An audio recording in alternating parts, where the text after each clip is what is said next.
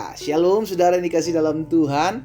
Kembali lagi saya menyapa setiap umat Tuhan dalam program Bible and Coffee. Saya rindu melalui program ini setiap umat Tuhan terus tertanam dalam kebenaran firman Tuhan. Betul yang kita lihat, betul yang kita dengar terkadang membuat kita takut, terkadang membuat kita khawatir.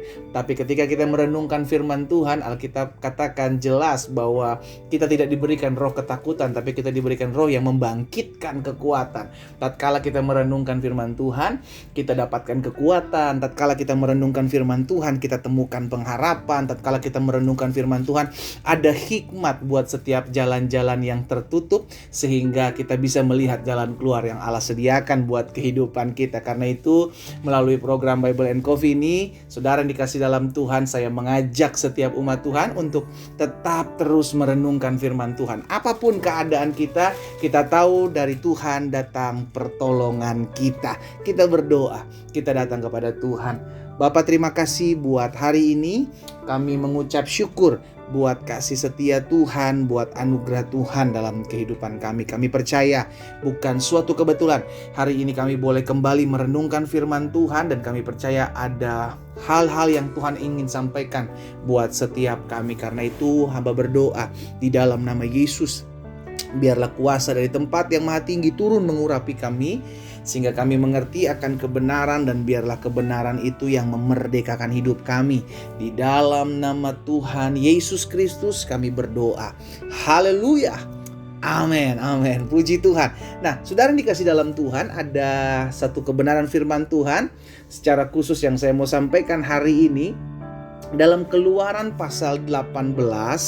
Keluaran pasal 18 ayatnya yang ke-9. Jadi peristiwa ini, saudara dikasih dalam Tuhan, adalah peristiwa ketika Musa bersaksi bagaimana Tuhan memimpin Musa beserta dengan rombongan melalui padang gurun, dan hal-hal yang dahsyat yang Tuhan kerjakan dalam kehidupan Musa.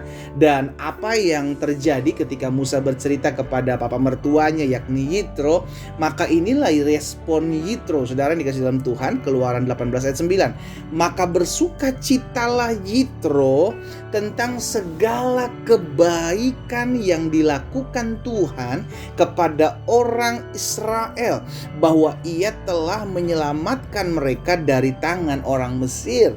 Jadi saudara yang dikasih dalam Tuhan, Yitro bersukacita mendengar kabar bahwa Musa dan bangsa Israel ditolong Tuhan.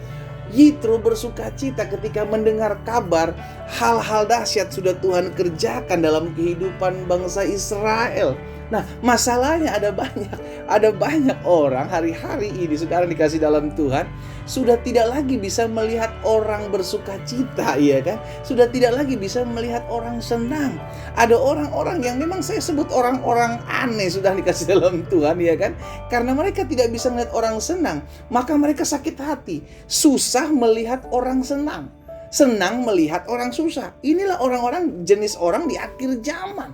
Sehingga ketika ada orang diberkati, dia iri. Ada orang mengalami kelepasan, dia langsung mulai menghakimi. Ada orang yang hidupnya sudah dipulihkan, dia langsung cari kelemahan-kelemahan, kekurangan-kekurangannya. Jadi orang-orang di akhir zaman adalah orang-orang yang senang melihat orang lain susah.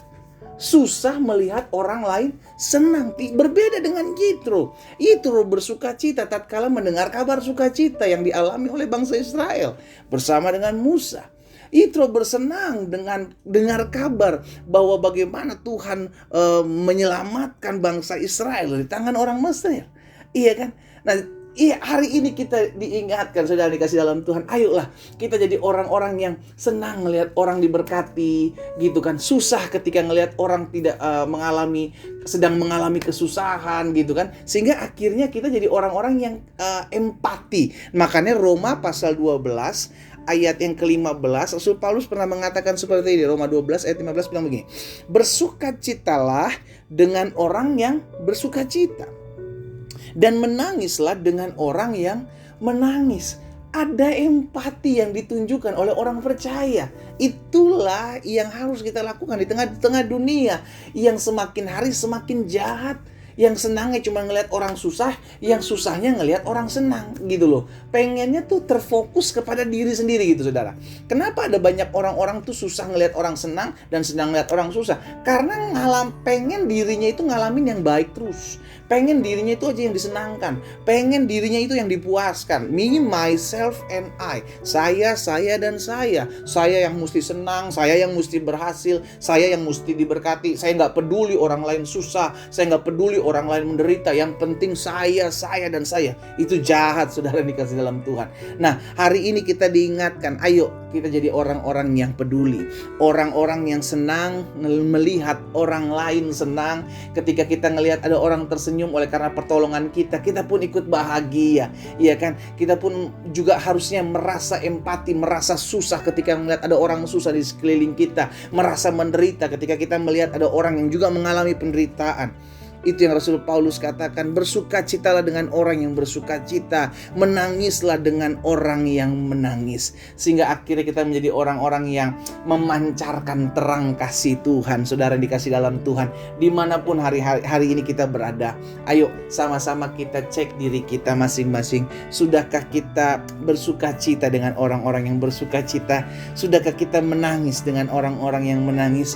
Sudahkah kita peduli dengan orang-orang yang ada di lingkungan kita? Sudahkah kita boleh membagikan sesuatu kepada orang-orang yang ada di sekeliling kita dengan apa yang bisa kita buat, dengan apa yang bisa kita kerjakan?